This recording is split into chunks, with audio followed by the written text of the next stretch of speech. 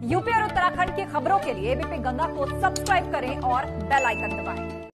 स्वागत है आपका गंगा दोपहर देख रहे हैं आप। मैं हूं आपके साथ आस्था कौशिक। अहम खबर रायबरेली से आ रही है, जहां अवैध कब्जे पर बुलडोजर चला है। सरकारी जमीन पर अवैध कब्जा किया गया था। होम्योपैथिक हॉस्पिटल के लिए जमीन आवंटित हुई थी। अवैध कब्जेदारों ने अस्थायी घर इस पर बना रखा था। सिटी मजिस्ट्रेट की अगुवाई में इस पर बुलडोजर चलवा दिया गया। मतलब कई बार प्रशासन ने नोटिस भेजा, उसके बाद भी सरकारी जमीन को खाली नहीं किया जा रहा था, लिहाजा ये डिमोलिशन की कार्रवाई की गई। सिटी मजिस्ट्रेट और क्षेत्राधिकारी नगर की अगुवाई में भारी पुलिस फोर्स के बीच बुलडोजर चलवाया गया। जिलाधिकारी ने कब्जेदारों को कांशीराम आवास योजना में घर दिलाने का आश्वासन दिया है। पंकज हमारे साथ जुड़ गए, उनसे अपडेट लेते हैं। पंकज, होम्योपैथिक अस्पताल बनना था, लेकिन यहाँ पर लोग रह रहे थे। आखिर कौन थे वो लोग और किसने इनको ये जमीन बेची? अब आगे के लिए क्या कार्रवाई है? दरअसल रायबरेली का जो पत्रकारपुरम एक एरिया है, जो काफी पॉश एरिया माना जाता है, वहां पर कुछ अवैध कब्जेदारों ने जमीन को कब्जा कर रखा था, जबकि सरकारी होम्योपैथी हॉस्पिटल व कार्यालय के लिए वो जमीन सरकार द्वारा पहले ही आवंटित कर दी गई थी। लेकिन कब्जेदारों ने वहां पर मकान बना के झोपड़ी रखकर इस तरह से ढेर सारा जमीनों को वहां पर उन्होंने कब्जा कर लिया था।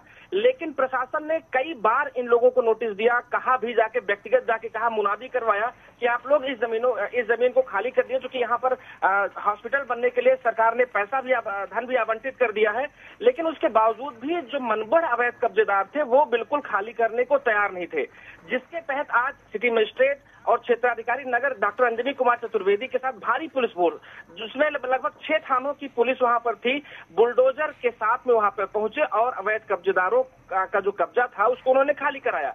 लेकिन सबसे खास बात यह कि रायबरेली में जो नजूल की जमीनें हैं, जो इस तरह की जमीनें हैं, उस पर अवैध कब्जेदारी अभी भी काफी पड़ी हुई है, जिसको लेकर प्रशासन गंभीर तो है, लेकिन अभी उन कब्जेदारों को वहां से हटाया नहीं जा रहा है।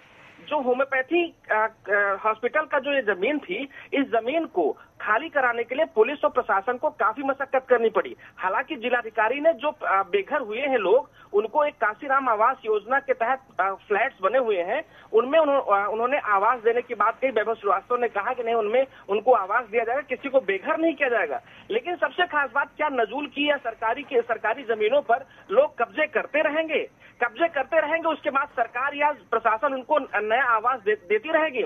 इस तरह की अगर प्रथा चलती रही तो लगभग शहर के लगभग सभी सरकारी जमीनों पर कब्जे होते रहेंगे और सरकार व जो प्रशासन है वो अवैध कब्जेदारों को वो जमीन या फ्लैट्स आवंटित करती रहेगी।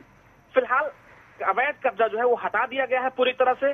बुलडोजर चटका, वहां काफी भारी मात्रा में भीड़ वहां पर मौजूद थी, भारी मात्रा में पुलिस बल वहां मौजूद थी। महिला इंस्पेक्टर थी रेखा सिंह, उनके नेतृत्व में ढेर सारी महिला सिपाही भी थी कि कोई महिलाओं के साथ में कोई अभद्रता या कोई बात होती है तो उन सब चीजों को लेकर भी वहां पर काफी सतर्कता बरती गई। लेकिन पुलिस के साथ में प्रशासन ने पूरी तरह से वहां पे एनक्रोचमेंट को, जो अवैध कब्जा था, उसको हटा दिया है।